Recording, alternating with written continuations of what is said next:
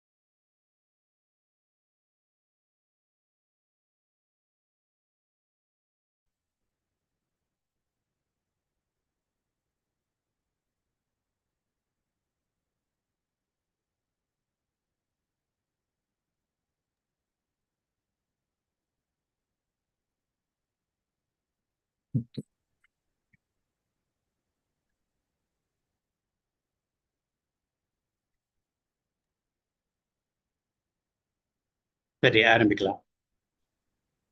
श्रीशैलवंशोद्भव सोमयाजी समस्तबोधम् तत्पौत्रमीडे वरदार्य सूनुम् आढ्यं गुणैर्यज्ञवराहवर्यम् श्रीलक्ष्मी सुरगास्य विभवस्तानयितास्याम्बुज श्रीश्रीवासयतीन्द्रदिव्यकरुणा षडैकास्पदम् श्रीमद्वीररघूद्वहं गुणगणैः सद्विद्ययाभ्युन्नतम् नित्यं श्रेयसि दीक्षितम् नतजने भक्त्यानतोऽहं भजे। श्रीमते श्रीमधुरान्तकं वीरराघवाचार्य महादेशिकाय नमः। ஞாச திலக பிரகாஷிகையிலே இன்றைக்கு ஞாச திலகத்தினுடைய 27வது ஸ்லோகத்தினுடைய அனுபவம் ஏற்கனவே ஆரம்பித்தது தொடர்கிறது. தாஸ்யம் லாஸ்யவதானுமத்ய மனசா ரங்கேஸ்வர தத்பதே நித்யம் கிங்கரவாண்யஹம் நது புனः குர்யாம் கதர்யாஸ்ரயாம் மீலச்சக்ஷுஷி வேல்லிதப்ருணிமுஹுர்தத்தாவமானாக்ஷரே भीमे कस्यचिदाढ्यकस्य वदने भिक्षा विलक्षां दृशम्. கருத்து ஏற்கனவே இதற்கு முன் ஸ்லோகங்களிலே வந்த அதே கருத்து தான். நான் போய் பல்லிழித்து கொண்டு ஒரு பணக்காரன் வீட்டு வாசலிலே நிற்க மாட்டேன் என்பது. அதை சொல்லும் பொழுது புது கருத்துகளும் இதிலே வந்திருக்கின்றன. அதிலே ஒன்று, மனசினாலே பகவானுக்கு தாசன் என்பதிலே ஒரு ஆனந்தம். லாஸ்யம் என்கிற பதத்துக்கு ஆனந்த கூத்து என்று பெயர், என்று பொருள். ஆனந்தத்தினாலே ஆடுதல். இந்த என்னுடைய மனசானது பகவத் கிங்கரனாக போவதிலே இருக்கிற ஆனந்தத்தாலே கூத்தாடுகிறது. அப்படி ரங்கேஸ்வரா ரங்கேஸ்வரனே துவத்பதே உன்னுடைய திருவடியிலே தாஸ்யம் அடிமை தொழில் பண்ணுவதிலே லாஸ்யவதா மனசா கூத்தாடுகிற ஆனந்த கூத்தாடுகிற மனசினாலே அந்த தாஸ்யம் அடிமை தொழிலை அனுமத்தியா ஏற்றுக்கொண்டு என்னுடைய தொழில் இப்பொழுது என்ன என்றால் பகவானுக்கு கைங்கரியம் பண்ணுவதுதான் என்னுடைய தொழில் என்று சந்தோஷமாக ஏற்றுக்கொண்டிருக்கிறேன். அதனாலே உனக்கு நித்திய கைங்கரியம் நான் பண்ணுவேனாக. அப்படி இருக்கும் பொழுது ஏதோ ஒரு கதரியன் அல்பமானவன் அவனுக்கு போய் பணி செய்வதோ அல்லது அவன் எதிரே கை கட்டி கொண்டு பிச்சை எடுப்பதோ மிகவும் அவத்தியமானது. அதை நான் பண்ண மாட்டேன்.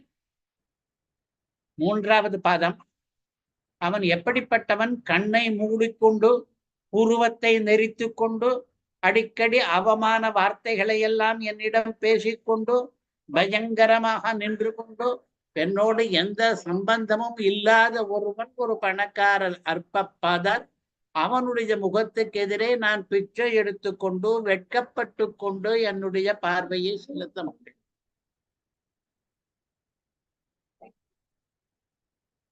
என்று இந்த ஸ்லோகத்தினுடைய தாத்பரியம். இப்பொழுது இந்த ஸ்லோகத்திலே கோடிட்ட இடங்களிலே அனுப்ராசம் என்கிற சொல்லணி இருக்கிறது. தாஸ்யம் லாஸ்யம் என்ற இடத்திலே இருக்கிறது. குர்யாங்க தர்யா என்ற இடத்திலே இருக்கிறது. பீமே பிக்ஷா என்கிற இடத்திலே இருக்கிறது. பிக்ஷா விலக்ஷா என்கிற இடத்திலே இருக்கிறது. என்ன இருக்கிறது என்றால் ஒரு எழுத்து திருப்பி வந்திருக்கிறது. அதனாலே ஒரு சப்த அலங்காரம் கிடைக்கிறது.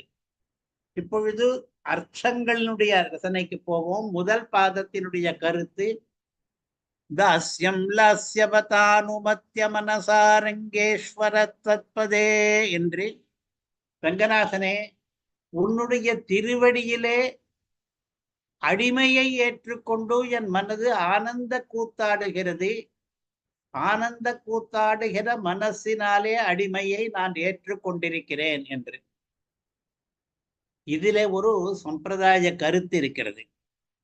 தாஸ்யத்திலே இன்புறுவது என்று. பெருமாளுக்கு கைங்கரியம் பண்ணுவதிலே நாம் அதனாலே மகிழ்ச்சி அடைகிறோம் என்பது. இது நம்முடைய சம்பிரதாய கருத்து என்று மட்டும் இல்லை, நம்முடைய சம்பிரதாயத்துக்கு பிரதிதந்திரமான கருத்து என்று. பிரதிதந்திரம் என்றால் பெரும்பாலான மற்ற சம்பிரதாயங்களில் இல்லாத நம் சம்பிரதாயத்துக்கு மற்றும் அசாதாரணமாக இருக்கிற கருத்து. அந்த மாதிரி பிரதிதந்திரமான கருத்துகள் நிறைய இருக்கின்றன. அதிலே பிரதான பிரதிதந்திரமானது சரீரி பாவம் என்ற கருத்து. அதற்காக தனி அதிகாரமே இருக்கிறது ரகசியத்திரைசாரத்திலே. அந்த பிரதான பிரதிதந்திரம் தவிர இன்னும் எத்தனையோ பிரதிதந்திரங்கள் நம்முடைய சம்பிரதாயத்திலே இருக்கின்றன. மற்றவர்கள் சொல்லாமல் நாம் மட்டும் சொல்லுகிற கருத்து. அதிலே ஒன்று, தாஸ்யம் பண்ணும் பொழுது நமக்கு இன்பம் ஏற்படுகிறது என்று. பகவானுக்கு கைங்கரியம் பண்ணுவது, கைங்கரியத்தை உகந்து பண்ணவும் என்று தேசிக அறிவுரை. நாம் கைங்கரியம் பண்ணும் பொழுது உகக்க வேண்டும் என்று இங்கே சொல்ல வந்தது. அதை விட ஒரு படி மேலே போய் தாஸ்யத்தினாலேயே எனக்கு மகிழ்ச்சி ஏற்படுகிறது என்று. நாம் என்ன சொல்லிக் கொண்டிருக்கிறோம்? மோட்சத்திற்கு போனால் கூட நம்முடைய மோட்சானந்தம் கூட பகவத் தாஸ்யத்தினாலே ஏற்படுவதுதான் என்று. மற்றவர்கள் எல்லாரும் அடிமையிலே இன்பம் என்று சொல்வதில்லை, மாற்றித்தான் சொல்லுகிறார்கள். அடிமைத்தலை கழன்று விடுவதாலே இன்பம் என்று சொல்லுகிறார்கள். ஆனால் நம்முடைய ஆச்சாரியர்கள் அடிமையிலே இன்பம் என்பதை பலவாறாக சொல்லுகிறார்கள். நாம் சில மேற்கோள்களை காட்டப் போகிறோம். அளவந்தார் சொல்லுகிறார், பாஷ்யக்காரர் சொல்லுகிறார், தேசிகன் சொல்லுகிறார், அடிமை பண்ணுவதிலே தான் இன்பம் இருக்கிறது என்று. அளவந்தார் என்ன சொல்கிறார்? கீதார்த்த சங்கிரகத்திலே ஏகாந்தாத்யந்ததாஸ்யைகரதிஸ்தத்பதமாப்னுயாதி. இந்த சாஸ்திரமே, கீதா சாஸ்திரமே எது பிரதான கருத்தாக வைத்துக் கொண்டிருக்கிறது என்றால், ஏகாந்த அத்தியந்த. ஏகாந்த என்றால் வேறு ஒருவருக்கும் அடிமை பண்ணாமல் ஒருவருக்கு மட்டுமாக்கி, அத்தியந்த அதை அதிகமாக அனவதிகமாக ஆக்கி, தாஸ்யம் பண்ணுகிறோமே அது ஒன்றிலேயே ரதி. ரதி இன்பம் காண்பவன் அவன் பெருமாளுடைய திருவடியை அடைவான்.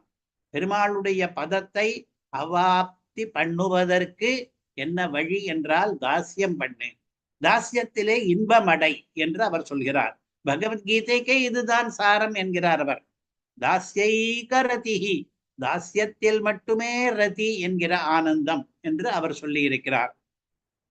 ஸ்ரீபாஷ்யக்காரனும் சரணாகதி கத்தியத்திலே அசேஷாவஸ்தோசிதாசேஷசேஷதைகரதி ரூப நித்ய கிங்கர என்று பல தடவை சொல்லி இருக்கிறார்.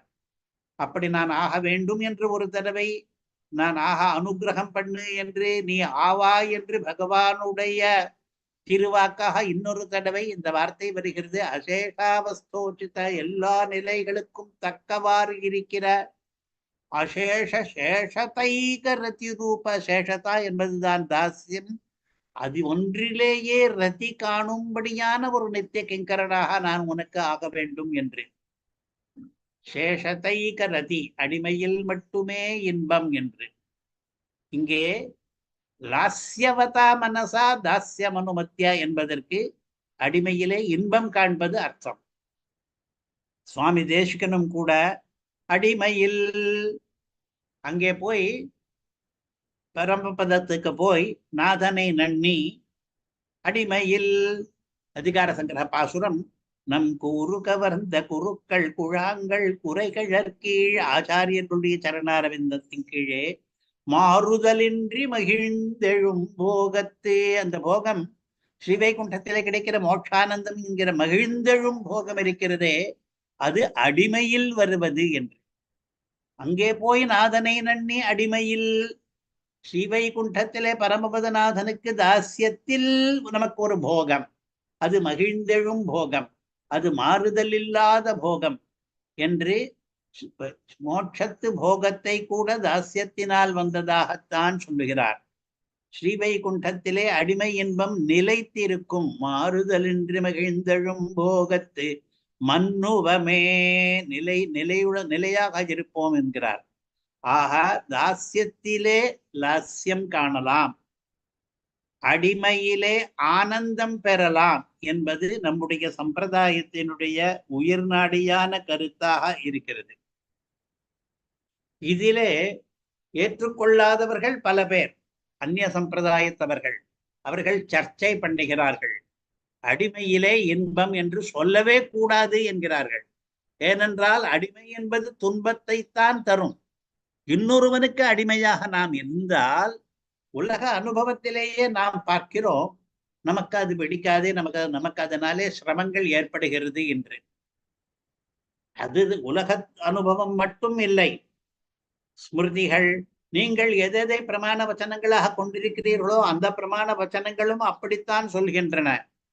உதாரணமாக சர்வம் பரவசம் துக்கம், சர்வம் ஆத்மவசம் சுகம் என்கிறது ஸ்மிருதி. சர்வம் பரவசம், இன்னொருத்தனுக்கு வசப்பட்டிருக்கிற எல்லாமே துக்கம்தான், தனக்கே வசப்பட்டிருக்கிற எல்லாமே சுகம்தான் என்று சுவையாக நயத்தோடு கூட ஸ்மிருதி சொல்லுகிறது. உனக்கு சுகம் வேண்டுமானால் முதலே சுவாதந்திரம் வேண்டும். நீ இஷ்டப்பட்டதை பண்ணினால்தான் உனக்கு சுகம் கிடைக்கும். நீ வேறு எவனுக்கோ ஒருவனுக்கு பரதந்திரனாக இருந்து கொண்டு பராதீன நிலையிலே நீ எதை பண்ணினாலும் உனக்கு துக்கம்தான் வரும் என்று ஸ்மிருதி கூட சொல்லுகிறது. அப்படி இருக்கும் பொழுது அதற்கு மாறாக நீங்கள் உங்கள் சம்பிரதாயத்திலே பரமாத்மாவுக்கு அடிமை பண்ணி அதனாலே இன்பம் பெறுவதாக சொல்வது சரியன்று என்கிறார்கள்.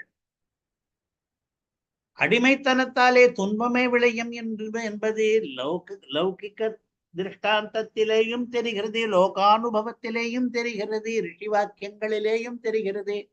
அப்படி இருக்கும்போது இவற்றுக்கெல்லாம் விபரீதமாக ஸ்ரீ வைஷ்ணவர்கள் மட்டும்தான் இப்படி சொல்லிக் கொண்டிருக்கிறார்கள், அடிமை செய்வதாலே இன்பம் கிடைக்கும் என்று.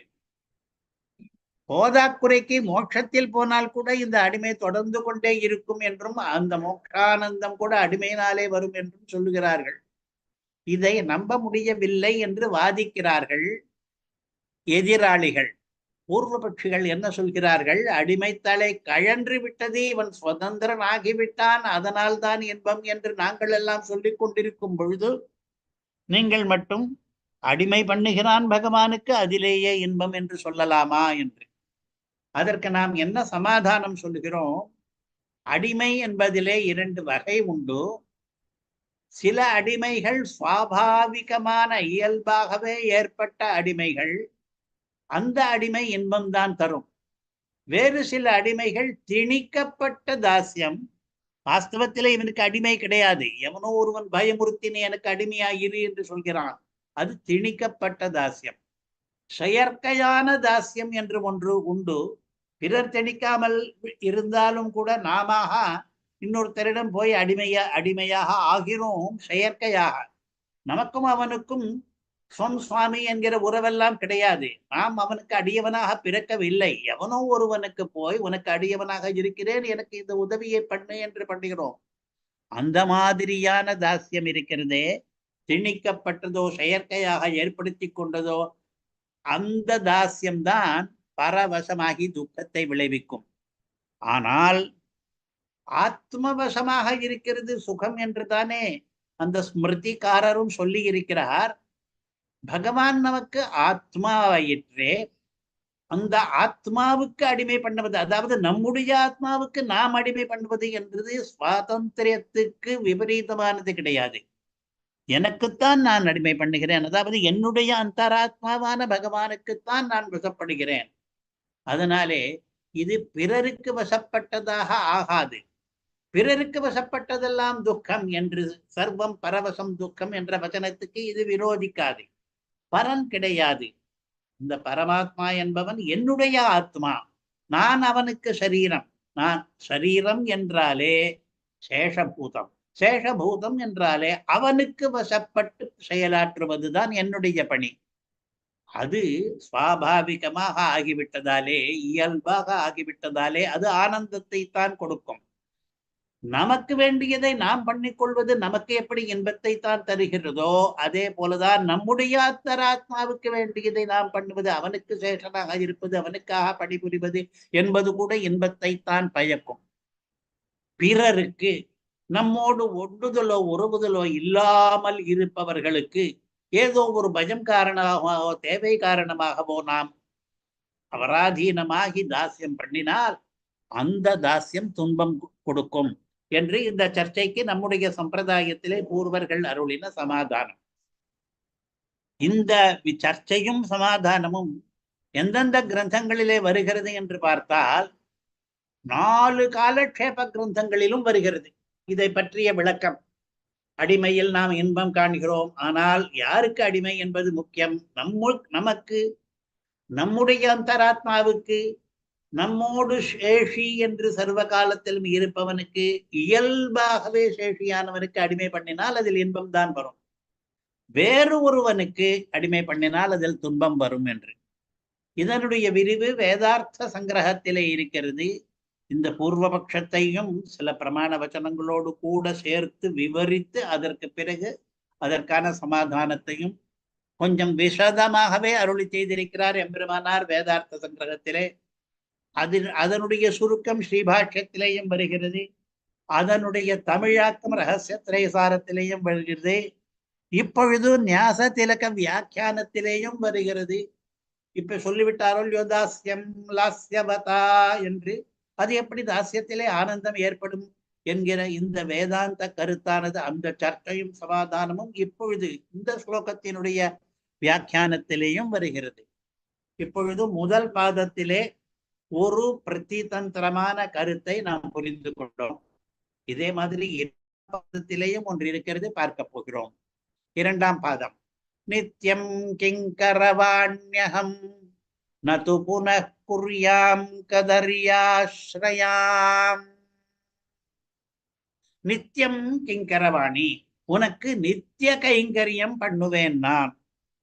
அதற்கடுத்தது அடுத்த வாக்கியம், நது புனః குர்யாம் கதர்யாஸ்ரயாம்.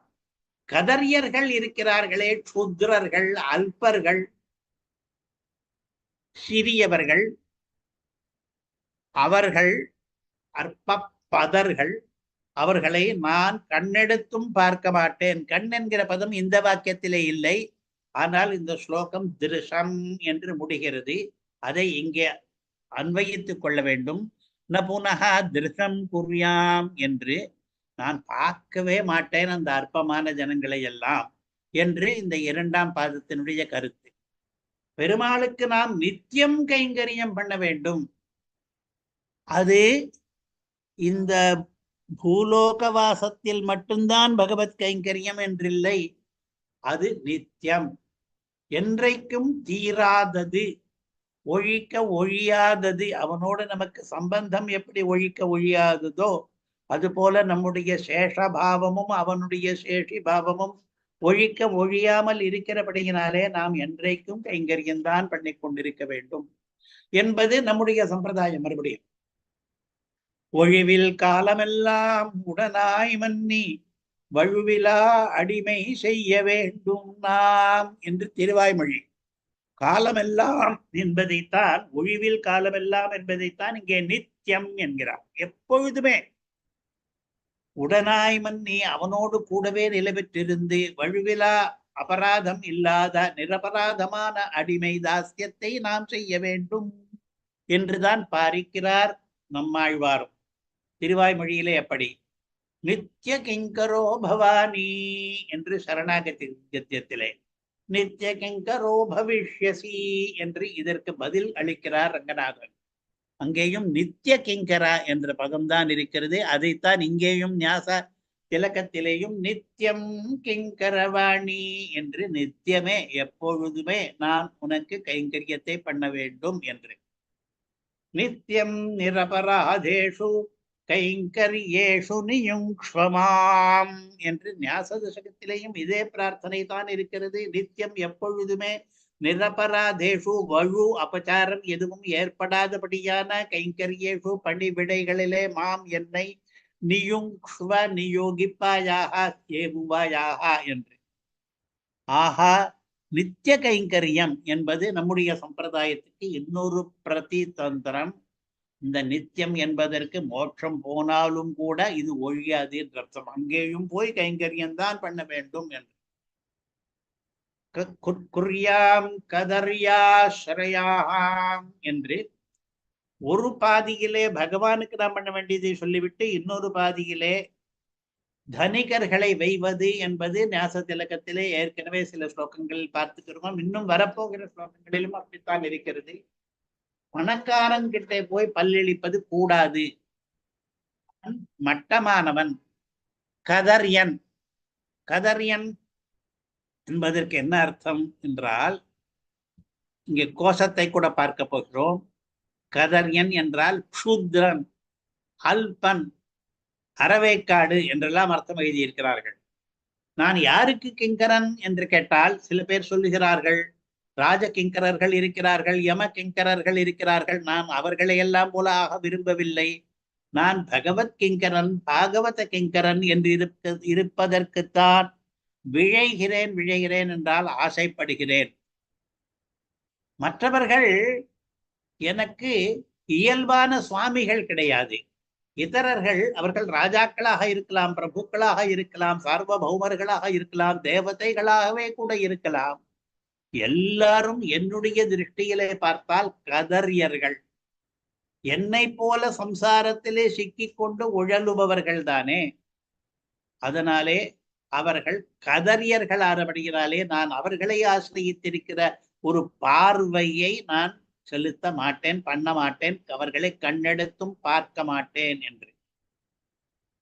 கதரியர் என்பதற்கு அர்த்தம் என்ன என்று பார்த்தோமானால், ஆத்மானம் தர்ம கிருத்தியஞ்ச புத்திரதாராம்ச்ச பாதயன்னே யோ லோபாதி சஞ்சினோத்யர்த்தானே சகதர்ய இதி ஸ்மிருதஹ. உலக வழக்கிலே கதரியா என்பதற்கு லோபி என்று அர்த்தம், கருமி என்று அர்த்தம். அதை இப்படி விளக்குகிறது பதத்துக்கு அர்த்தம் சொல்ல வந்த ஸ்லோகம். தன்னையும் தர்ம கிருத்தியம் அறத்தையும் புத்திரதாரானை மனைவி மக்களையும் பாதையன்னு வீழ்த்தி கொண்டு இவன் பண்ணுகிற காரியம் இவனை மட்டும் பாதிக்கவில்லை, இவனுடைய தர்மத்தை பாதிக்கிறது, இவனுடைய குடும்பத்தை பாதிக்கிறது. அப்படி என்ன தப்பு காரியம் பண்ணுகிறான் என்றால், எவனொருவன் லோபாத்து பணத்தாசையினாலே அர்த்தானே சஞ்சி நோத்தி பொருள்களை எல்லாம் சேர்த்து சேர்த்து வைத்துக் கொள்கிறான், நிலம் வேண்டும் வீடு வேண்டும் என்று விதமான அர்த்த சஞ்சயங்களை பண்ணி கொண்டிருக்கிறான், அவனுக்குத்தான் கதர்யன் என்று பெயர். மற்றவர்களுக்கு பயன்படாதபடி மற்றவர்களையும் தன்னை சேர்ந்தவர்களையும் வீழ்த்திக் கொண்டு பணத்தாசை வைத்துக் கொண்டு எனக்கு அது வேண்டும் இது வேண்டும் என்று சேர்த்து வைத்துக் கொள்கிறானே, பிறருக்கு தானம் எல்லாம் கூட பண்ணாமல் அவன் கதர்யன் என்று. அப்படிப்பட்ட கதர்யனாக இருந்துதான் ஒருவன் ஆட்யனாக ஆகியிருக்கிறான், பணக்காரனாக.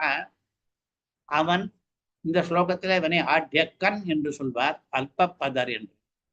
கதர்யன் என்பதற்கு ரெண்டு அர்த்தம் உண்டு. கருமி என்ற ஒரு அர்த்தத்தை நாம் இப்பொழுது சொன்னோம். இன்னொரு அர்த்தம் அதற்கே க்ஷுத்ரன் என்றே அர்த்தம். கதர்யஹீன கீனாஷ கிம்பச்சானமிதம் பச்சாஹ கிருபணச்சுல்லக க்லீப க்ஷுத்ரா ஏகார்த்தவாச்சகாஹ. சம்ஸ்கிருதத்திலே அமர கோஷம் போலே நூற்றுக்கணக்கான கோஷங்கள் இருக்கின்றன. அதிலே ஒரு கோஷம் அபிதான ரத்தன மாலா என்பது. அந்த கோஷம் என்ன சொல்லுகிறது?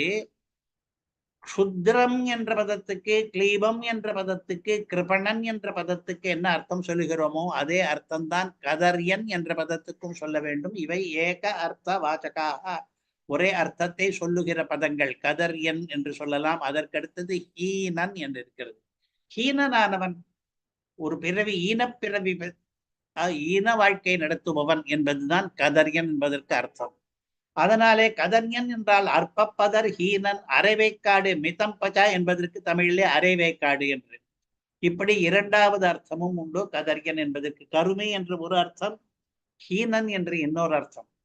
இந்த இரண்டு அர்த்தங்களிலேயும் கதர்யர்களாக இருக்கிறவர்களிடம் சென்று நான் ஏறெடுத்து கூட பார்க்க மாட்டேன். அவர்களை நான் யாச்சிப்பது என்பது அப்புறம் இருக்கட்டும், கண்ணாலே கூட பார்க்க நான் விரும்பவில்லை. கதர்ய ஆசிரயாம் திருஷம் ந குர்யாம், நான் அந்த அவர்களை ஆசிரியத்திருக்கிற பார்வையை கூட பண்ண மாட்டேன் என்று இரண்டாவது பாதத்தினுடைய சாரம். இப்பொழுது இதில் ஒரு சர்ச்சை. மோட்சத்திலே என்ன நடக்கிறது என்பதிலே அபிப்பிராய பேதம் இருக்கிறது. மோட்சத்திலே ஜீவாத்மா பரமாத்மாவாகவே ஆகிவிடுகிறான் என்று ஒரு மதம் சொல்லுகிறது. மோட்சத்திலே ஜீவாத்மா ஸ்வராட் ஆகிவிடுகிறான் என்று ஒரு உபனிஷத் வச்சனம் சொல்லுகிறது. சஸ்வராட் பவதி என்று.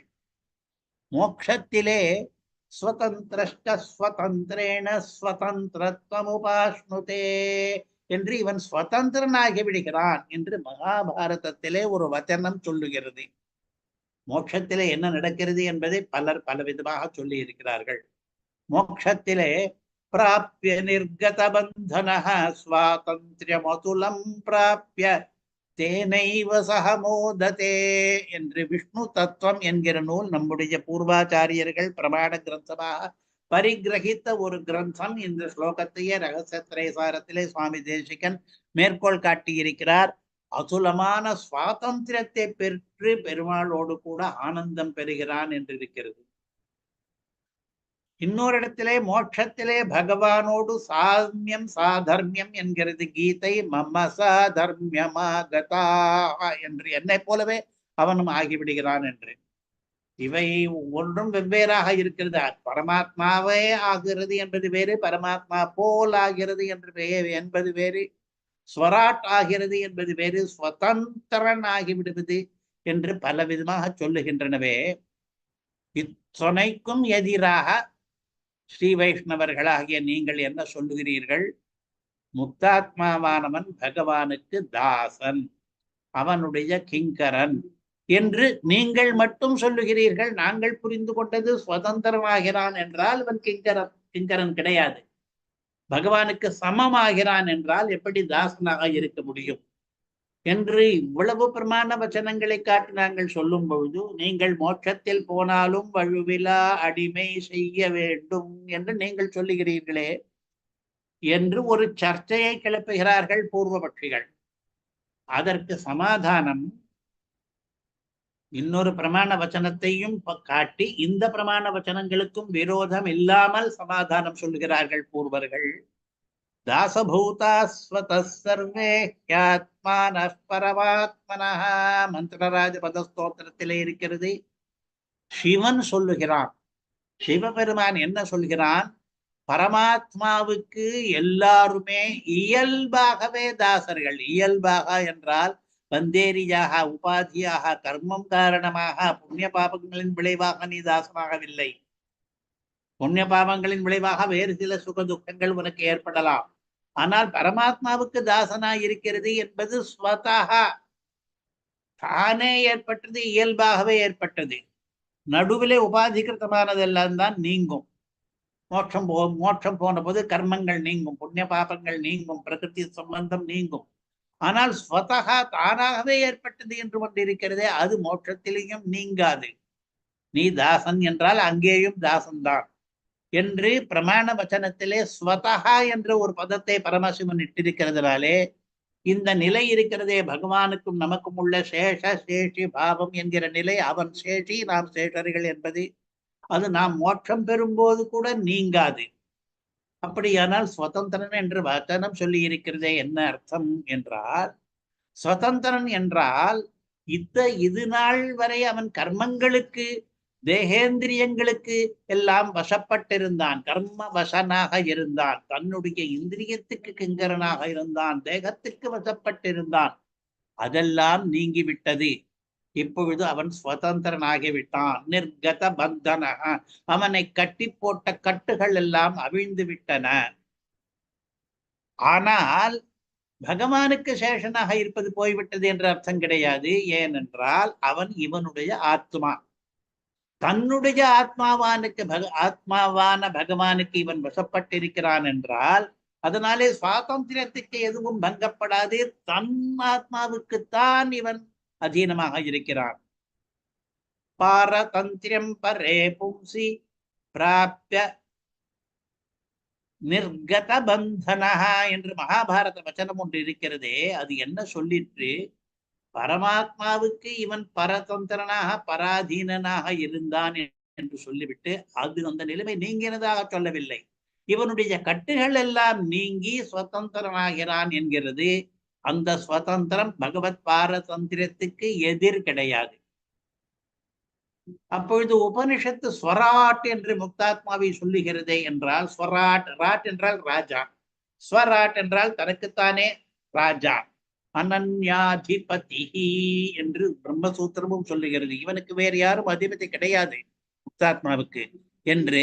அப்பொழுது பகவானுக்கு இவன் தாசன் என்று சொல்லலாமா என்றால், ஸ்வராட் என்பதற்கு இவனை இத்தனை நாட்களாக ஆட்டி படைத்துக் கொண்டிருந்த கர்மாக்கள் இவனுக்கு கிடையாது. கர்மாக்களுக்கு வசப்பட்டிருந்த நிலை போய் இவன் ராஜாவாக ஆகிவிட்டான் என்ற அர்த்தமே தவிர, ஸ்வ என்பதிலே பகவானையும் சேர்த்து கொண்டு இவன் ராட் ஆகிறான். அதாவது இவனுடைய அந்தர்யாமியான பகவானோடு சேர்ந்து. அதனாலே சுதந்திரன் ஸ்வராட் என்பதற்கெல்லாம் பகவத் பாரதந்திரம் நீங்கி விட்டது என்ற கருத்து கிடையாது. அவை எல்லாம் இயல்பானவை. அவை இருந்தாலும் கூட இவன் சுதந்திரனாக இருக்கிறான். ஏனென்றால் ஸ்வ என்கிற பதத்திலே அந்தர்யாமியான பகவானும் அடக்கம். அவனுக்கு அதீனமாக இருந்தால் அது சுவாதீனம் என்றே சொல்லிக் கொள்ளலாம். இப்பொழுது இரண்டாம் பாதத்திலே நம்முடைய சம்பிரதாயத்தினுடைய இரண்டாவது பிரதிதந்திர கருத்தை பார்த்தோம். அடுத்தது மூன்றாம் பாதத்தினுடைய கருத்து. மூன்றாம் பாதத்திலே சம்பிரதாய கருத்து எதுவும் கிடையாது. பணக்காரனிடம் போய் நிற்கிறவன் பணக்கார மூஞ்சி வதனே என்று இருக்க, வதனே என்று நாலாம் பாதத்தில் வரப்போகிறது. அந்த பணக்கார மூஞ்சிக்கு 3 அடைமொழிகளை கொடுக்கிறது மூன்றாம் பாதம். அவன் என்னென்னலாம் பண்ணுவான் நம்மை போன்ற யாச்சகர்கள் அவனிடம் போய் நின்றால் என்றால், அவன் அவலிப்தன் ஆனபடியினாலே கண்ணை மூடிக்கொள்ளுவான், புருவத்தை நெரிப்பான், அவமான எழுத்துக்களை பேசுகிறான். தத்தாவமானாட்சரே, கண்ணை மூடிக்கொள்வான். மீலச்சக்ஷுஷி, புருவத்தை நெரிப்பான். வேல்லி தப்ருணி, அவமான எழுத்துக்களை பேசுவான். தத்தாவமானாட்சரே. இப்ப கண்ணு, புருவம், வாய், இந்த மூன்றுமே அவனுடைய மூஞ்சியில இருக்கிற அவயவங்கள். அந்த மூன்றுமே நம்மை அவமதிக்கும். கண்ணாலே அவமதிப்பான், உருவத்தாலே அவமதிப்பான், வாக்கினாலே அவமதிப்பான்.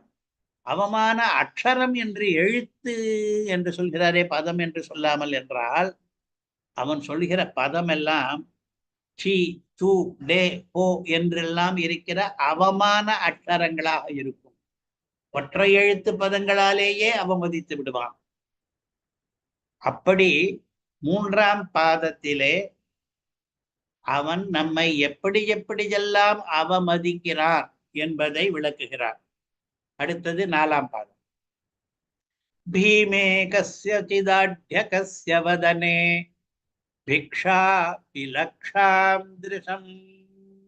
பீமே பயங்கரமான, கஸ்யசித் ஏதோ ஒரு, ஆட்யகஸ்ய, ஆட்யம் என்றால் பணக்காரன், ஆட்யகன் என்றால் பணக்கார, பதர், க என்பது அல்பத்வபாச்சி, அல்பமான பணக்காரன். அல்பனுக்கு வந்திருக்கிறது ஆஸ்தி. அவனிடம் போய் நாம் நின்று கொண்டிருக்கிறோம். என்ன பண்ணுகிறோம்? பல பேர் என்ன பண்ணுகிறார்கள்? பிக்ஷா விலக்ஷாம் திருசம், பிச்சை எடுக்கிறார்கள். பிச்சை எடுக்கிறதால் விலக்ஷா, வெட்கம் ஏற்படுகிறது. அந்த வெட்கமானது பார்வையிலேயே தெரிகிறது. அந்த திருக்கே பிக்ஷா விலட்சையாக ஆகிவிடுகிறது. அப்படிப்பட்ட பார்வையை அவனுடைய முகத்திலே செலுத்தி கொண்டிருக்கிறார்கள் பல பேர். நான் அப்படி பண்ண மாட்டேன். பிக்ஷா விலக்ஷாம் திருஷம் ந குர்யாம் என்று இரண்டாம் பாதத்தில் இருப்பதோடு கூட அன்வயிக்க வேண்டும். கிரியாபதம் இரண்டாம் பாதத்தில் தான் இருக்கிறது. பீமே, அவன் முக சேஷ்டையாலேயே நம்மை பயமுறுத்துகிறான். அவன் நம்மை விரட்டி அடிப்பானோ என்றெல்லாம் நமக்கு பயம் வருகிறது. கஸ்யசித், அவன் யாரோ ஒருவன். நமக்கும் அவனுக்கும் ஒற்றோ உறவோ கிடையாது. இதை நாம் பகவானோடு கூட ஒப்பிட்டு பார்க்கும் பொழுது, பகவானுக்கும் நமக்கும் ஒழியாத உறவு இருக்கிறது. பகவான் யாரோ ஒருவன் கிடையாது, நம்முடைய அந்தராத்மா, நம்முடைய ஹிதைஷி, நமக்கு மாதா பிதா என்று எல்லாம் ஆனவன். சரணம் சுஹൃத் என்று சர்வமும் ஆனவன். இவனை விட்டுவிட்டு யாரோ ஒருவன், நமக்கும் அவனுக்கும் எந்த உறவுமே கிடையாது, அவன் எதிரிலே போய் நிற்பானேன்? ஆட்யகஸ்ய, அவன் ஆட்யனாக இருந்தாலும் அல்பனாக இருக்கிறான். பிக்ஷா விலக்ஷாம், பிச்சை கேட்பவன் வெட்கப்பட வேண்டியிருக்கும். பிச்சை கேட்பதற்கே வெட்கப்பட வேண்டியிருக்கும். பிச்சைக்காரன் என்றாலே இழப்பம்தான் உலகத்திலே. திருணம் லகு திருணா தூலம் தூலாதபி சயாச்சகா என்று சாணக்கிய நீதியிலே ஒரு ஸ்லோகம் இப்பொழுது பழமொழி மாதிரி இருக்கிறது. சற்று மாற்றி கூட இந்த பழமொழியை சில பேர் சொல்லுகிறார்கள். திருநாள் லகுதரம் தூலம் தூலாதபிச்ச யாச்சகா என்று. அந்த பழமொழிக்கு என்ன அர்த்தம் என்றால், புல் இருக்கிறதே, அதை நாம் புல்லை மிகவும் இழப்பமாக கருதுகிற வஸ்து புல்லு போல என்று சொல்லிவிடும். அந்த புல்லு லகு, இழப்பமானது.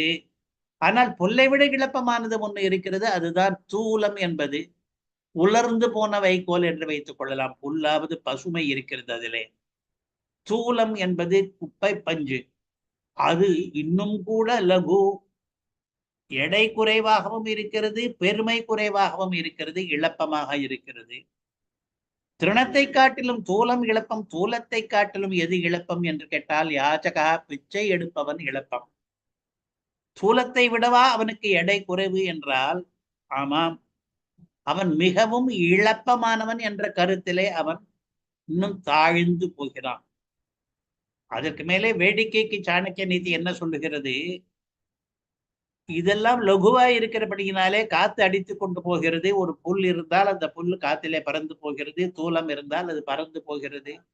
ஆனால் யாச்சகனை இன்னும் இழப்பம் என்று சொல்கிறீர்களே, ஏன் காற்று அடித்து கொண்டு போகவில்லை என்றால், ஒரு ஹாஸ்யம் சொல்வது போல சொல்லுகிறார்.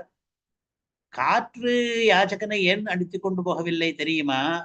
யாச்சகன் வந்துவிட போகிறானே என்று எல்லாருக்கும் பயம். இவன் நம்மிடம் ஏதாவது யாச்சிப்பானே என்பதாலே இவனை தன்னோடு அழைத்து கொண்டு போகாமல் காற்று போய்விடுகிறது. அவ்வளவுதானே தவிர இவன் இழப்பம்தான், புல்லை விட இழப்பமானவன் தான் என்று சாணக்கியர் தன்னுடைய நீதி சாஸ்திரத்திலே எழுதியிருக்கிறார். அதனால்தான் பிக்ஷா விலக்ஷாம் திருஷம் என்று. பிக்ஷகனஹ பிக்ஷுவஹ, ஆனால் விலக்ஷம், விலக்ஷா என்றால் வெட்கப்பட வேண்டிய நிலைதான். அப்படியாகி வெட்கப்படுகிற பார்வையை நான் ஒரு கதர்யனிடம் செலுத்த மாட்டேன் என்று இந்த ஸ்லோகத்தினுடைய கருத்து முடிந்தது. அடுத்த ஸ்லோகம் 28வது. கிட்டத்தட்ட இதே கருத்துதான். ரங்கநாதா, நீ இருக்கும் பொழுது நான் வேறு கெட்டவனிடம் எதற்காக சொல்ல வேண்டும், எதற்காக செல்ல வேண்டும், அங்கே போய் சில வார்த்தைகளை எதற்காக சொல்ல வேண்டும். त्वय्येकाञ्जलि किङ्करे तनुभृतां निर्व्याज सर्वं सहे कल्याणात्मनि रङ्गनाथ कमलाकान्ते मुकुन्दे स्थिते स्वामिन् पाहि दयस्वदेहि कुशलिन्ने जीवप्रभो भावयेति आलापानबलेऽपि प्रलपितुं ஜிஹ்ரேதி ஜிஹ்வாஹ மம. இந்த ஸ்லோகத்தினை மைய கருத்து என்ன என்றால், போன ஸ்லோகத்திலே என்ன கருத்தோ அதே கருத்து தான். பகவான் இருக்கும் பொழுது நான் ஏன் கர்ப்பிஷ்டனிடம் கெஞ்ச வேண்டும் என்கிற அதே கருத்து தான். பகவான் இருக்கும் போது என்பதை முதல் அர்த்தத்திலே பூர்வார்த்தத்திலே பாதியிலேயும், நான் ஏன் கர்ப்பிஷ்டனிடம் கெஞ்சுவேன் என்பதை உத்தரார்த்தத்திலேயும் சொல்லி இருக்கிறார். பூர்வார்த்தத்திலே பகவான் இருக்கும் பொழுது என்பதை முகுந்தே ஸ்திதே என்ற அந்த 2 பதங்கள் போதும், முகுந்தன் இருக்கும் பொழுது என்று. ஆனால் அந்த முகுந்தனுக்கு சில அடைமொழிகளை இட்டிருக்கிறார். இப்படிப்பட்ட பகவான் இருக்கும் பொழுது நான் இன்னொருவரிடம் போக வேண்டுமா? எப்படிப்பட்ட பகவான்? மொத்தம் பகவானுக்கு 5 அடைமொழிகள் இருக்கின்றன.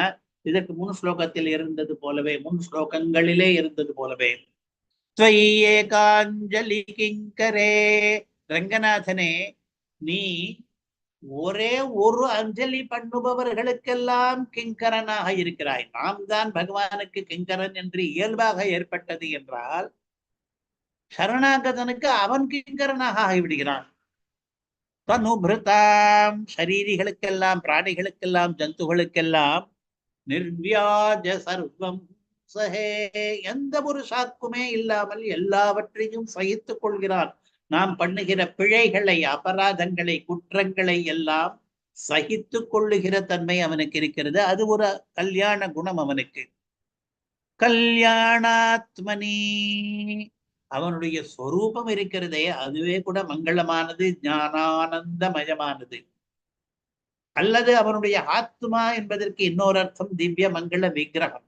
அது மிகவும் கல்யாணமயமாக இருக்கிறது. ரங்கநாத சம்போதனம். கமலாகாந்தே, இத்தனைக்கும் மேலாக உனக்கு இன்னொரு சிறப்பு என்ன என்றால், நீ ஸ்ரீயப்பதியாக இருக்கிறாய், கமலைக்கு காந்தனாக இருக்கிறாய்.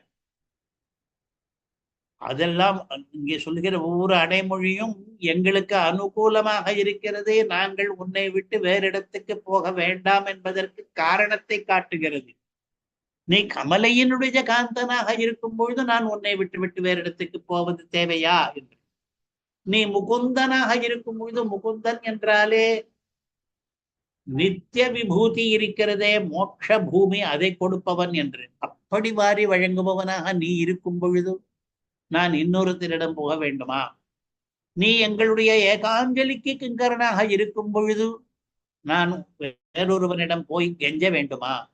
நீ எங்களுடைய குற்றங்களை எல்லாம் மிக எளிதாக சகித்து கொண்டு போகும் பொழுது நான் உன்னை விட்டு இன்னொருவரிடம் போக வேண்டுமா?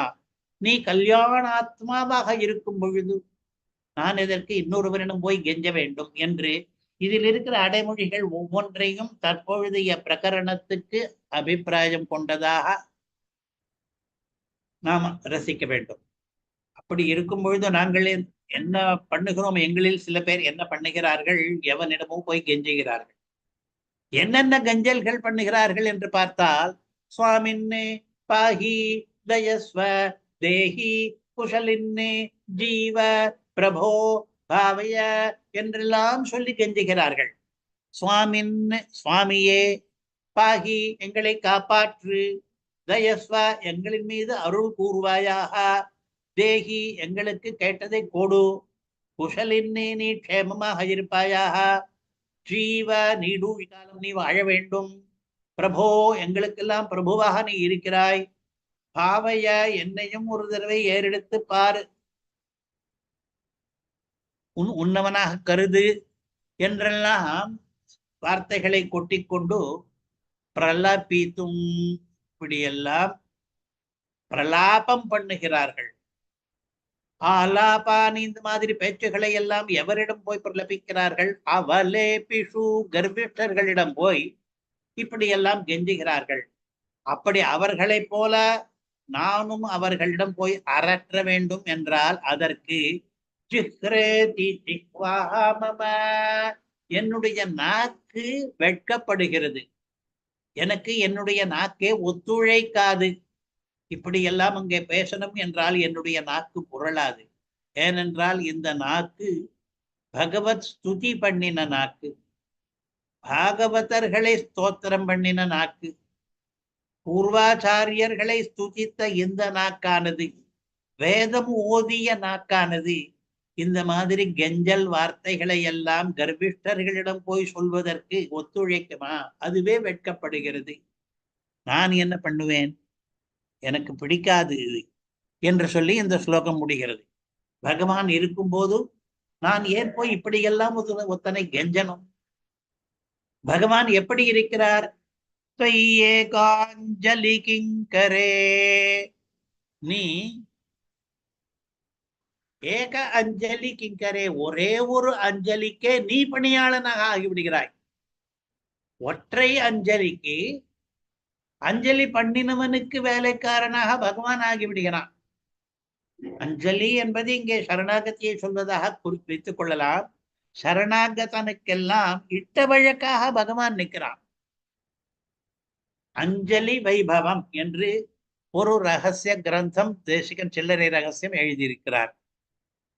அதனுடைய மைய கருத்து என்ன என்றால், ஸ்தோத்திர ரத்தனம் என்கிற ஆளவந்தார் ஸ்தோத்திரத்திலே அஞ்சலியினுடைய பெருமையை பற்றி ஒரு ஸ்லோகம் இருக்கிறது. அந்த ஸ்லோகத்தினுடைய அர்த்தத்தை எழுதுவதுதான் இந்த முழு கிரந்தத்துக்கும் நோக்கம். அந்த ஸ்லோகம் என்ன?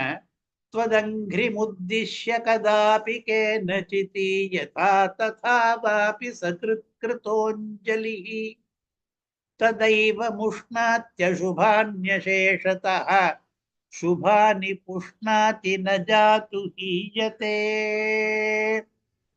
பெருமாளிடம் சொல்லுகிறார் ஆளவந்தார், தொத்தி உன்னுடைய அங்கின் திருவடியை உத்தேசித்து நோக்கி உன்னுடைய திருவடிக்கு கதாபி எப்பொழுதாவது கேனச்சித்து எவனோ ஒருவனாலே ஒரு அஞ்சலி பண்ணப்பட்டதென்றால் யதா ததாவாபி எப்படியோ ஒரு ரீதியிலே சகிருத்து ஒரே ஒரு தடவை அஞ்சலி கிருத்தகா பண்ணின அஞ்சலியானது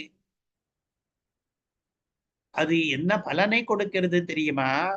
ததைவ அப்பொழுதே அஞ்சலி பண்ணின காலத்திலேயே முஷ்ணாதி போக்கடித்து விடுகிறது அசுபானி அமங்கலங்களை எல்லாம் அசேஷத்தக பூர்ணமாக போக்கடித்து விடுகிறது. இவனுக்கு அமங்கலம் இல்லாமல் பண்ணுகிறது. சுபானி புஷ்ணாதி இவனுக்கு மங்களங்கள் எல்லாம் போஷிக்கிறது, மேலே வரும்படியாக பண்ணுகிறது. நஜாதுஹியதே ஒரு காலும் குறைவே ஆணியே ஏற்படுவது கிடையாது என்று இந்த அஞ்சலியினுடைய பெருமையை ஆளவந்தார் சொல்லி இருக்கிறார். அதைத்தான் இங்கே ஏகாஞ்சலி கிங்கரே, ஒருவன் ஒரு அஞ்சலி பண்ணால் சக்ருத்கிருதோஞ்சலி என்று சொன்ன ஏகாஞ்சலி இருக்கிறதே அதற்கு பகவான் கிங்கரனாகி விடுகிறான். அவனுக்கு எல்லாவற்றையும் வாரி வழங்குகிறான். பட்டர் சொல்வார், ஐஸ்வர்யம் அக்ஷரகதி பரமம் பதம் வா, பகவான் எதை வேண்டுமானாலும் கொடுப்பான். எதற்கு? கஸ்மை சித் அஞ்சலி பரம் வகதே விதீரிய, கஸ்மை சித் எவனோ ஒருவன் அதற்கான தகுதி இருக்கிறதா, ஞானம் இருக்கிறதா, பக்தி இருக்கிறதா என்றெல்லாம் பார்த்து கொண்டிருக்க மாட்டான். அஞ்சலி பண்ணிவிட்டானால் பரம் இவனுக்கு அது சுமையாக ஆகிவிடும். அடடா, நம் எதிரே வந்து அஞ்சலியை பண்ணிவிட்டானே, எனக்கு அது கனக்கிறதே என்பாராம். அப்படி அஞ்சலி பரம் வகதே விதீரிய கொடுத்து என்ற அர்த்தம். எதை கொடுத்து? ஐஸ்வர்யத்தை கொடுப்பார், அக்ஷரகதியை கொடுப்பார், கைவல்யம் என்பதே பரமபதத்தையே கூட கொடுப்பார். நாம் அஞ்சலி என்கிற சிறிய காரியம் பண்ணினால் பகவான் பரமோதாரன் பரம காருணிகனானபடியினாலே நிறைய எதெல்லாம் கொடுக்க முடியுமோ அத்தனையும் தன்னையே கூட கொடுத்து விடுவார். அஞ்சலிக்கு அவ்வளவு பெருமை இருக்கிறது. அஞ்சலி பரமாமுத்ரா க்ஷிப்ரம் தேவ பிரசாதினி என்கிறது பிரமாண வச்சனம் கூட. அஞ்சலி என்பது நாம் கையாலே செய்கிற ஒரு முத்திரை தான். ஆனால் அது பரமாமுத்ரா, மிகவும் உயர்ந்த முத்திரையாக இருக்கிறது. க்ஷிப்ரம் விரைவாக தேவ தெய்வத்தை பிரசாதினி அருள் புரிய வைக்கிறது. தெய்வானுகிரகம் நமக்கு கிடைக்க வேண்டுமானால் இந்த அஞ்சலி என்கிற முத்திரையை கையிலே சேர்த்தால் போதும் என்று. பிரத்யஸ்திரம் அஞ்சலி ரசௌ தவ நிகிரஹாஸ்திரே. நாம் பாவங்கள் பண்ணும் பொழுது அந்த பாவங்களின் விளைவாக பகவன் நிகிரகம் ஏற்படுகிறது. அவன் நமக்கு தண்டனை கொடுக்க முற்படுகிறான். அந்த சமயத்திலே நாம் அஞ்சலி பண்ணிவிட்டோமானால் அவன் நிகிரகம் என்ற அஸ்திரத்துக்கு அஞ்சலி என்பது பிரத்யஸ்திரமாகிறது. யுத்தங்களிலே சத்திரியர்கள் ஒரு அம்பை போட்டால் அதற்கு பிரதியாக இன்னொரு அம்பை போட்டால் அந்த அம்பை முடித்து விடுவார்கள் அல்லவா? அதுபோல பகவன் நிகிரகம் என்பது என்னுடைய குற்றங்கள் வழியாக எனக்கு ஏற்பட்டால் அந்த அஸ்திரம் என்னை நோக்கி வரும் பொழுது நான் அஞ்சலி என்ற ஒன்றை பண்ணிவிட்டால் அதுவே அதற்கு பிரத்யஸ்திரமாகி அந்த நிகிரகத்தை ஒழித்து விடுகிறது என்று நயத்தோடு பேசுகிறார் சுவாமி தேசிகன். ஆக அஞ்சலியை பற்றி ஆளவந்தார், பட்டர், ஆகமவசனம், தேசிக ஸ்தோத்திரம் என்று அத்தனை பேரும் சொல்லி இருக்கிறார்கள் அஞ்சலிக்கு இருக்கிற பெருமையை. முக்கியமாக அந்த அஞ்சலிக்கு பகவானே கிங்கரனாகி விடுகிறான் என்று இங்கே சொல்கிறார். त्वय्येकाञ्जलि किङ्करे நிர்வியாஜ சர்வம் சஹே. சர்வம் நம்முடைய குற்றங்கள் யாவற்றையும் நிர்வியாஜ எந்த வியாஜமோ சாக்கோ இல்லாமல் சஹே சகித்துக் கொள்ளுபவன் ரங்கநாதன். நாம் எவ்வளவு அபராதங்கள் பண்ணினாலும் அதையெல்லாம் பொறுத்து கொள்ளுகிறான். அவனுக்கு க்ஷமா என்ற குணம் அதிகமாக இருக்கிறது. சாந்தி கலு ரங்கராஜ மகதி. வேதாச்சாரிய பட்டர் என்பவர் க்ஷமா ஷோடசி என்று ஒரு ஸ்தோத்திரம் அருளி செய்திருக்கிறார். 16 ஸ்லோகங்களிலே ரங்கநாதனுடைய க்ஷமா என்கிற குணத்தை மட்டும் புகழ்கிறார். சாந்தி கலு ரங்கராஜ மகதி. உன்னுடைய பொறுமை இருக்கிறதே ரங்கராஜன், அது மிகவும் மிகவும் பெரியதான பொறுமையாக இருக்கிறது. அதனால்தான் நாம் எப்பொழுதும் பகவானிடம் க்ஷமையைத்தான் பிரார்த்திக்கிறோம். அஜ்ஞானாததவ அஜ்ஞானாதி அபராதேஷு சத்ஸ்வபி பிராயஷ்சித்தம் க்ஷமஸ்வேதி பிரார்த்தனைகைவ கேவலம். தெரிந்தோ தெரியாமலோ நாம் குற்றங்களை புரிந்து விட்டால் அதற்கு என்ன கழுவாய், என்ன பிராயஷ்சித்தம் என்று கேட்டால் பகவானிடம் சென்று க்ஷமஸ்வ மன்னிப்பாயாக, பொறுத்து கொள்வாயாக என்று பிரார்த்தனை பண்ணுவதுதான் பிராயஷ்சித்தமாகிறது. அவனுக்கு பொறுமை குணம் அதிகமாக இருக்கிறபடியினாலே, அவன் சர்வம் சகன் ஆனபடியினாலே அதுவே போரும் அவனுக்கு. க்ஷமஸ்வத்வம் க்ஷமஸ்வத்வம் சேஷசைல சிகாமணே. நான் அஜ்ஞானத்தினாலே பண்ணின காரியங்களை எல்லாம், தவறுகளை எல்லாம் நீ பொறுத்து கொள்வாயாக, பொறுத்து கொள்வாயாக என்று வேண்டினால் போதும். அவன் சர்வம் சகனாக இருக்கிறான். இப்படிப்பட்டவன் நமக்கு வாய்த்திருக்கும் பொழுது நாம் இன்னொருவனிடம் போய் கெஞ்சிக் கொண்டிருக்க வேண்டுமா? 2ஆம் பாதம் ஞானானந்த ஸ்வரூபன் லக்ஷ்மிகாந்தன். மேற்கோளில் இருப்பது பிரகாஷிகா வியாக்கியானத்தில் இருப்பது. எதற்காக என்றால் ஞானானந்த ஸ்வரூபன் என்று ஞாச திலகத்தில் எங்கே இருக்கிறது என்றால் கல்யாணாத்ம நிரங்கநாதா என்ற இடத்திலே கல்யாணாத்மா என்பதற்கு வேறு வியாக்கியாத்தாக்களும் அந்த அர்த்தம் தான் எழுதியிருக்கிறார்கள். ஞானானந்த ஸ்வரூபன் என்று. மங்களஸ்வரூபன் என்ற அர்த்தம். மங்களம் இங்கே என்ன என்றால் ஞானம், ஆனந்தம். கமலாகாந்தே லக்ஷ்மிகாந்தனாக இருக்கிறான். முகுந்தே உபய விபூதியையும் வழங்குவான். முகுந்தம் என்றால் மோட்ச பூமியை கொடுப்பான் என்ற அர்த்தம் சொன்னோம். இவர் உபய விபூதி என்று நித்திய விபூதியும் லீலா விபூதியும் சேர்த்து கொடுப்பான் என்கிறாரே என்றால், இன்னொரு வியற்பத்திப்படி மூக்குந்தா என்பதற்கு மூ என்பதாலே முக்தியையும் பூ என்பதாலே நித்திய விபூதியையும் என்று பிரித்து ஒரு அர்த்தமும் உண்டு. மங்களமே வடிவெடுத்தவன், மங்களானாஞ்ச மங்களம் என்றபடி இருப்பவன் என்பது எங்கே இருக்கிறது என்றால் கல்யாணாத்மனை. கல்யாணம் என்றால் மங்களம். சுபாஸ்ரய திருமேனி கொண்டவன், அது எங்கே கிடைக்கிறது என்றால் ஆத்மா என்பதற்கு சரீரம் என்று ஒரு அர்த்தம், வடிவம் என்று ஒரு அர்த்தம். கல்யாண வடிவம் என்றால் அது சுபா என்பதற்கும் கல்யாணம் என்பதற்கும் ஒரே அர்த்தம்தான். சுபாஸ்ரயமான திருமேனி கொண்டவன் அவனுடைய திவ்ய மங்கள விக்கிரகத்தை பற்றி கூறுகிறார். கமலாகாந்தே முகுந்தே, அவனுக்கு ஸ்ரீபதி என்றும் முகுந்தன் என்றும் திருநாமங்களே இருக்கின்றன. இவை ஒவ்வொன்றும் சாபிப்பிராயம் என்றால் இந்த பிரகரணத்திலே நீ இருக்கும் பொழுது நான் வேறொருவனிடம் எதற்காக போக வேண்டும் என்று சொல்லுகிற பிரகரணத்திலே ஒவ்வொரு அடைமொழிக்கும் அபிப்பிராயம் இருக்கிறது. அடைமொழிகளிலே அபிப்பிராயம் இருக்கும்படியாகத்தான் பெரிய கவிகள் எல்லாம் எழுதுவார்கள். நீ கமலாகாந்தனாயிற்றே, நான் எதற்கு வேறொருவனிடம் போக வேண்டும் என்றால் அந்த லக்ஷ்மியினுடைய புருஷகாரத்தை அபிப்பிராயமாக வைத்திருக்கிறார். நிச்சயமாக அவள் எனக்கு பரிந்துரை செய்வாள். நிச்சயமாக அந்த பரிந்துரையை நீ தட்ட முடியாது. அதனாலே நிச்சயமாக நீ எனக்கு அனுகிரகம் பண்ணுவாய்.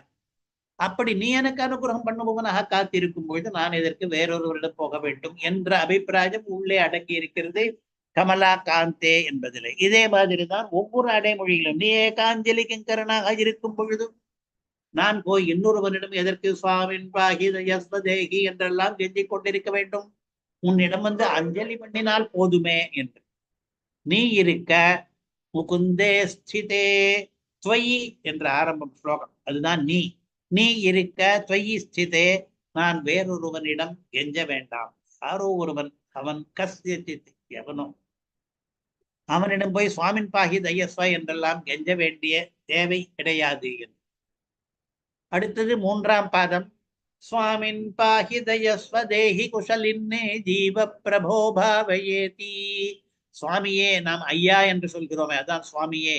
பாஹி காப்பாற்று, தயஸ்வ அருள் பண்ணு, தயவு பண்ணு, தேஹி தானம் பண்ணு, குஷலின்னு க்ஷேமமாயிரு, ஜீவ குஷலின் என்பது சம்போதனையா இருக்கிறது, க்ஷேமமாயிருப்பவனே என்று. குஷலின் என்பதற்கு சமர்த்தனே என்ற ஒரு அர்த்தம் கூட உண்டு. அப்படியெல்லாம் நாம் புகழ்கிறோம்.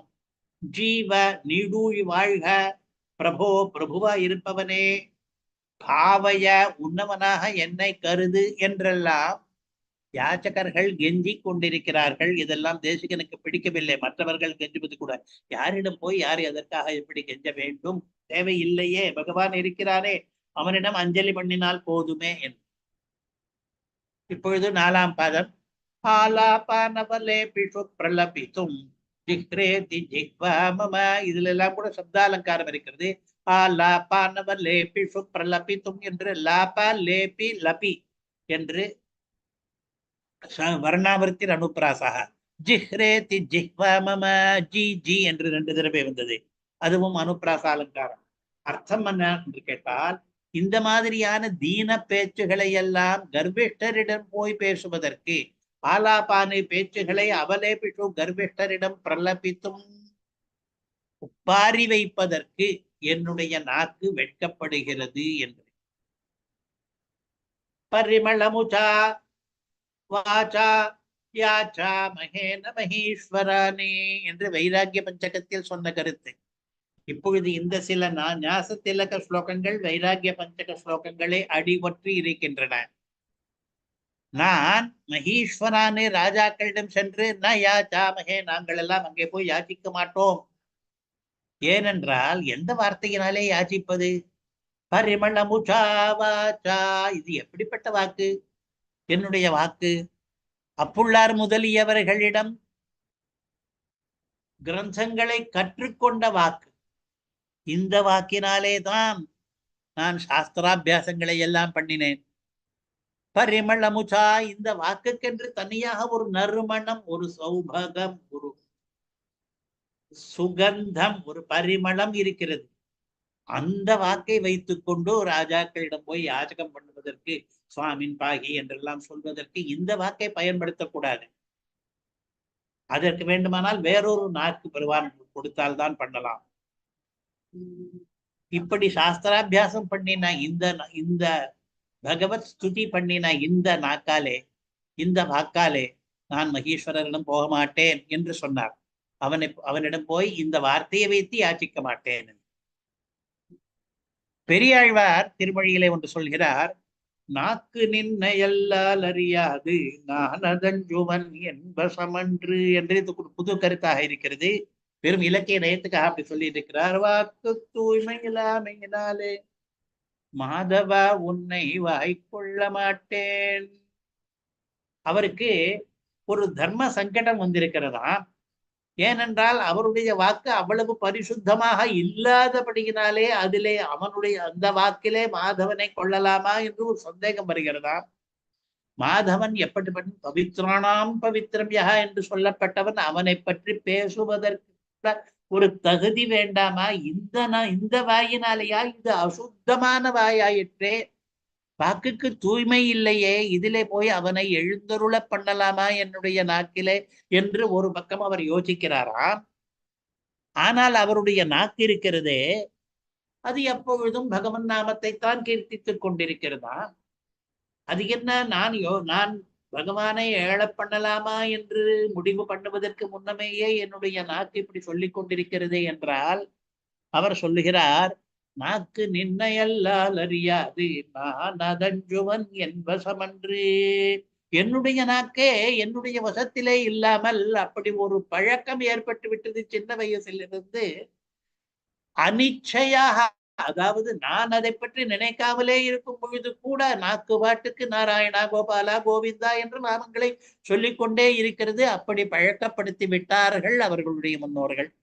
அதனாலே பெரியாழ்வார் என்ன சொல்கிறார், என்னுடைய நாக்கு கூட எனக்கு வசமாக இல்லை போல இருக்கிறது, அது உன்னுடைய நாமங்களை கீர்த்தித்துக் கொண்டிருக்கிறது.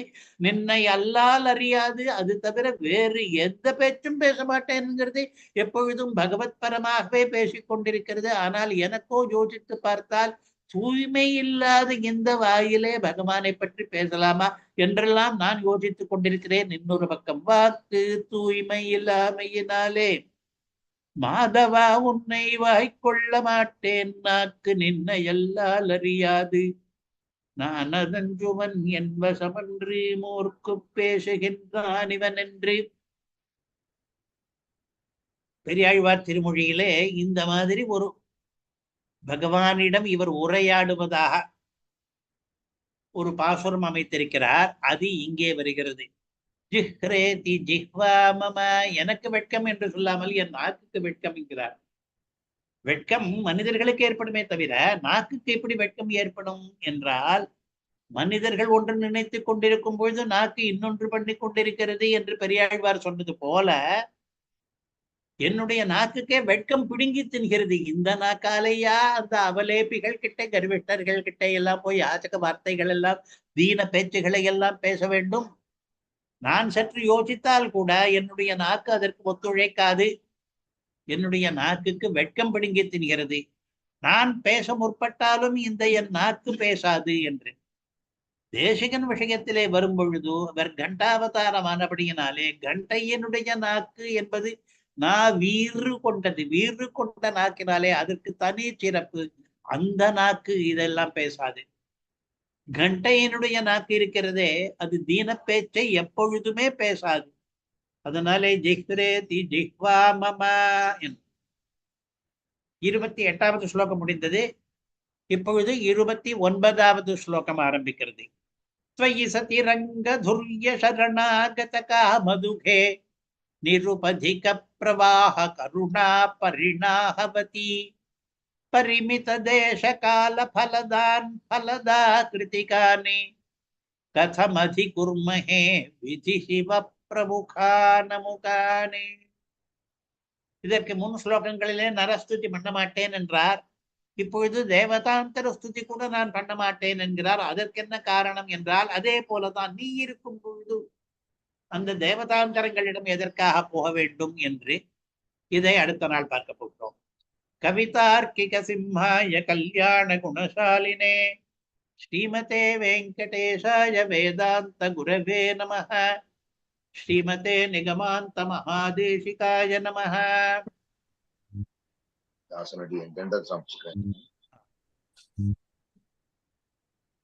அடியேன் தாசன் சுவாமி. சொல்லுங்க.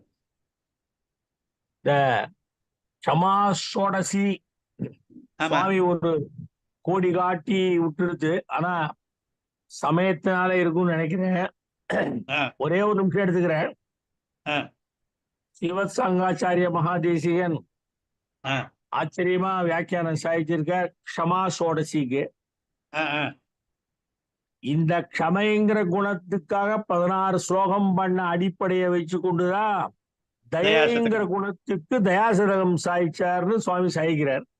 யுக்தமா தான் இருக்கு. ஏன்னா ஒரு குணத்துக்காக ஸ்தோத்திரம் என்பது முதல்ல பண்ணினது க்ஷமாஷோடசி தான்.